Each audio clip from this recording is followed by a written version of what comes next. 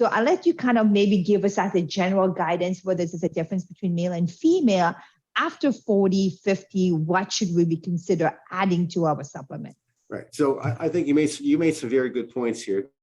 That you're probably born with very good genetics, but you've been able to modulate or modify your body's genetic expression through lifestyle. And that's a very, very important message for people to understand. And on the supplement side, at age 40, what happens for many people is that their body stops making optimal amounts of glucosamine. And glucosamine is required to make joint cartilage and to suppress inflammation in our joints. So many people will develop osteoarthritis over their lifetime. I like for people at age 40 to put the glucosamine into their body that their body doesn't make for itself anymore. Give your cartilage cells that access to glucosamine. It'll maintain joint cartilage much better. And I like it to be combined with some natural anti-inflammatory agents like quercetin and bromelain and MSM, because they have nice anti-inflammatory effects. As you get older, your immune cells in your joints tend to produce more inflammatory chemicals that lead to sort of joint pain, a little bit of achiness, some swelling. So the combination of glucosamine with some natural anti-inflammatory agents combined in one capsule, I recommend that to anybody over the age of 40. If they already have some osteoarthritic changes, they would need to take higher doses. For men at age 40, unfortunately, the prostate gland starts to convert more testosterone into a more dangerous kind of testosterone called DHT, which causes prostate cells to divide at a faster rate.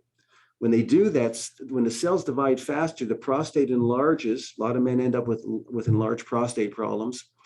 And also, when cells divide more quickly, there's a greater chance mutations will occur that can lead to cancer. So there are natural agents that are like prostate support nutrients, like saw palmetto, Pygeum africanum, beta-cytosterol, and a few others, combined together, and soy isoflavones as well, combined together in a prostate formulation can help to block those steps and keep the prostate gland much more youthful in conjunction with healthy diet and lifestyle. But a prostate support supplement can make a huge difference. At age 45, by then, your body is really becoming low in its ability to synthesize a very important molecule called coenzyme Q10. And CoQ10 is required to convert food into energy, especially in your heart and in your brain and in your immune cells. But if the heart muscle runs out of CoQ10, then the heart pump gets a little weaker over time. And after age 65, the leading cause of hospital admissions is actually congestive heart failure. One of the ways to help reduce that risk and to keep your heart strong is to take CoQ10 after the age of 45.